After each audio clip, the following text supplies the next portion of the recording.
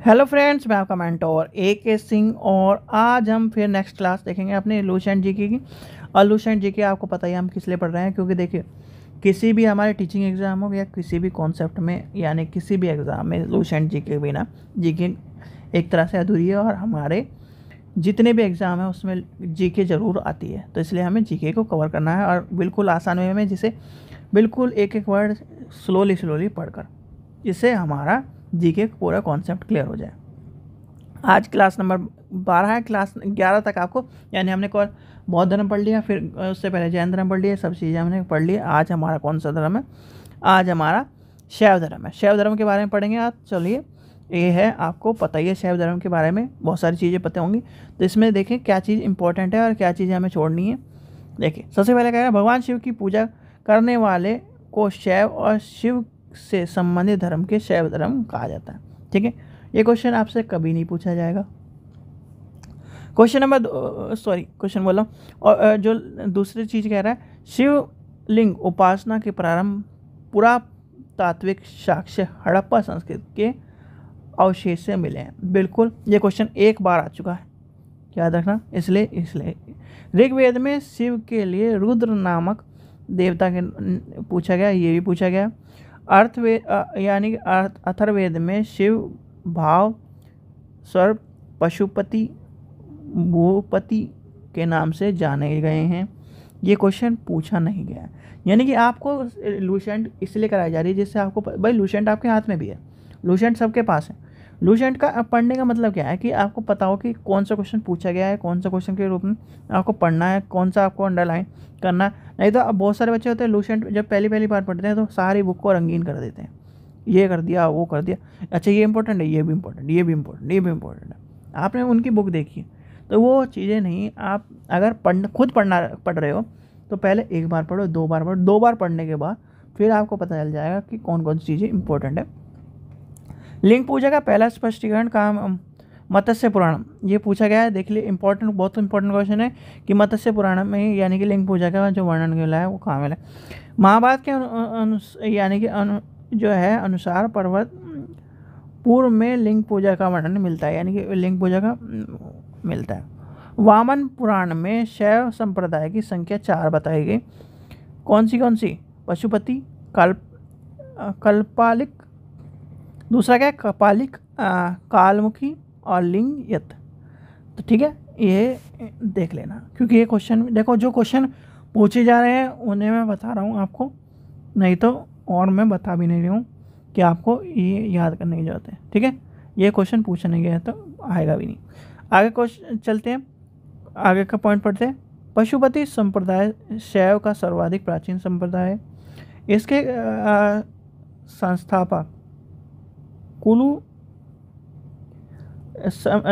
लकुलिश थे, जिन्होंने भगवान शिव के 18 अवतार में से एक माना जाता है। याद रखना, ये पूछा जाएगा तो आपको याद है। वैसे इस तरह का पूछा नहीं जाता, इस तरह के जो क्वेश्चन आते जीके में कभी भी नहीं पूछे जाते, क्योंकि पता है भाई पूछता वही है जो चीज़ें क्या नाम ज़्यादा इम्पोर्टेंट हो। अब आपसे पूछ लिया जाए कि आपके यहाँ के गली के जो सबसे बुजुर्ग व्यक्ति है उसका नाम बताओ, ये पूछने वाला क्वेश्चन है नहीं। आपके यहाँ के मेयर का नाम क्या है वो पूछा जाएगा, आपके यहाँ के पार्षद का नाम क्या है वो पूछने वाला कॉन्सेप्ट है। तो इसलिए आपको ये चीज़ें पता होना चाहिए। फिर आता है संप्रदाय और संस्थापक। आजीविका कौन है संप्रदाय का? जल्दी बताइए। देखिए, मखाली पुत्र गोशाल हो जाएगा। घोर अक्रियवादी पुराण कश्यप। यदृच्छवादी का क्या है? आचार्य अजित। और भौतिकवादी का कौन सा है? जिसे भौतिकी दर्शन भी कहते हैं, कच्चायन। और अनुश्चर्यवादी संजय वेठलीपुत्र। आगे चलते हैं। देखिए, इस तरह के नामों में आपको कॉन्सेप्ट में देखो, अगर लेके चलोगे तो एक बार में याद हो जाएगा। अगर आपको नामों में कन्फ्यूज़न होता है तो इसके लिए मैं आपको पहले बता चुका हूँ, खाली सरनेम याद कर लो बस।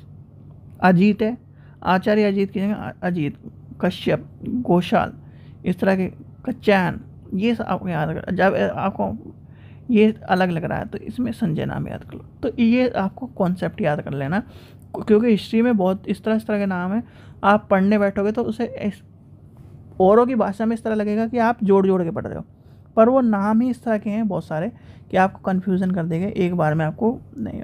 क्योंकि हमारा जो पढ़ने का पैटर्न होता है वो हम जैसे शब्दों को एक बार पढ़ लेते हैं तो उस तरह से चलते रहते हैं। चलिए आगे चलते हैं। पशुपति संप्रदाय में अनुयायियों के पंच आर्थिक कहा जाता है, यानी कि पंच आर्थिक कहा जाता है। आगे चलते, इस मत का प्रमुख सैद्धांतिक ग्रंथ पशुपति सूत्र है, जो श्री कर पंडित एक विख्यात पशुपति आचार्य थे। कभी नहीं आएगा। जो क्वेश्चन आपको मिल रहे हैं ना, ये ध्यान रखना कि उसमें से आपको क्या आपके सिलेबस के लिए, क्या आपके लिए इम्पोर्टेंट है वो पता होना चाहिए। चलिए आगे चलते हैं। कपालिक संप्रदाय के इष्ट देव भैरव थे। इन संप्रदाय का मुख्य केंद्र शैवाल नाम स्थान है।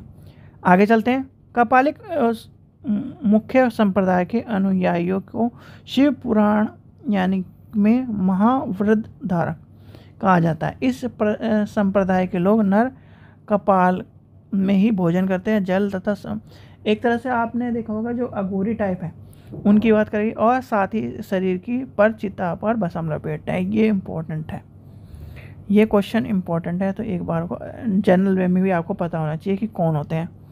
अब बहुत से लोग आपको मिस लीडिंग करते हैं एक तरह से कि ये व्यक्ति इनसे दूर रहना चाहिए, तो ये सॉरी ये क्या है, शिव की जो पूजा करने का है उनका अलग वे है। चलिए आगे चलते हैं। लिंगायत संप्रदाय दक्षिण में प्रचलित है। इन्हें जमीला भी कहा जाता है।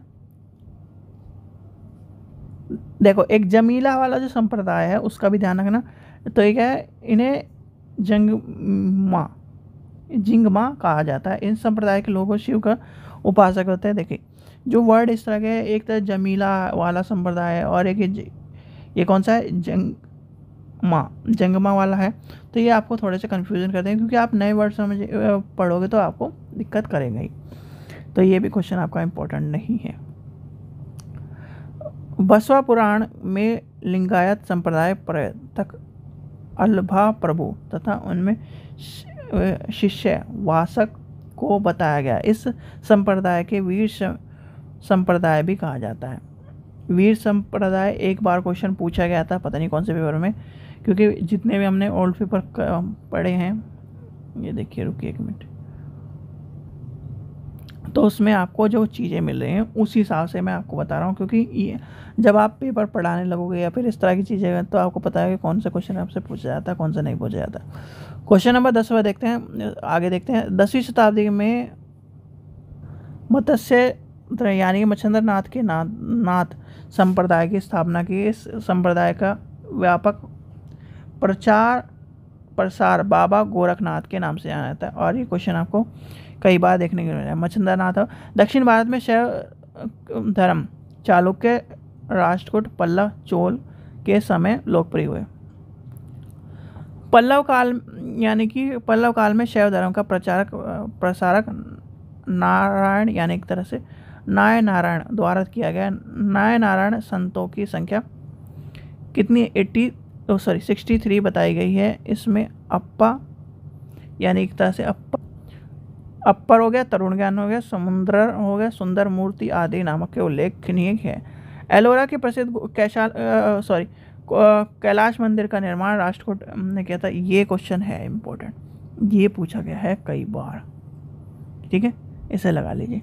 चोल शासक राज प्रथम ने तंजौर के प्रसिद्ध राजराजेश्वर मंदिर का निर्माण करवाया था, जो ब्रह्मदृश्वर मंदिर के नाम से जाता है। ये भी क्वेश्चन इंपॉर्टेंट है जो कई बार आ चुका। कुषाण शासक के मुद्राओं पर शिव और नंदी का एक साथ अंकन प्राप्त है, बिल्कुल इंपॉर्टेंट है। ये जो तीनों क्वेश्चन है इंपॉर्टेंट है। तो क्या हो गया, ये तीनों चीज़ें इंपॉर्टेंट हो गई, ठीक है। चलिए, तो ये आपका मतलब आज का जो लूसेंट का जो कॉन्सेप्ट है वो क्लियर हो गया। तो आगे अगर कुछ भी चीज़, देखो हिस्ट्री में कभी भी ये मत समझ लेना कि आपको पढ़ना नहीं आता या फिर इस तरह चीज़ें, क्योंकि जो नई चीज़ें होती हैं आपको दिक्कत देंगी, और हिस्ट्री में बहुत सारे नाम आपको दिक्कत देंगी ही देंगी। इसलिए अगर आपको दिक्कत हो तो आप उनको शॉर्ट फॉर्म में, जैसे सरनेम है उससे जानिए। क्यों आपको MM मिश्रा या फिर BB लाल दिखाया जाता है, इस तरह के नाम दिए गए? क्योंकि उनकी अगर फुल फॉर्म लेके चलो, जैसे लाइब्रेरी में पढ़ाते हैं SR रंगनाथन है, SR रंगनाथन का अगर पूरा नाम लेके चले, सरवल्ली जो उनके नाम है, तो वो क्या करेगा, आपको दिमाग हिला देगा। तो इसलिए SR रंगनाथन। ठीक है, तो ये आपको पता चल गया। चलिए, आशा करता हूँ आपको वीडियो पसंद आई। वीडियो पसंद आई तो लाइक करें, चैनल को सब्सक्राइब करें, वीडियो को ज़्यादा से शेयर करें। Thank you.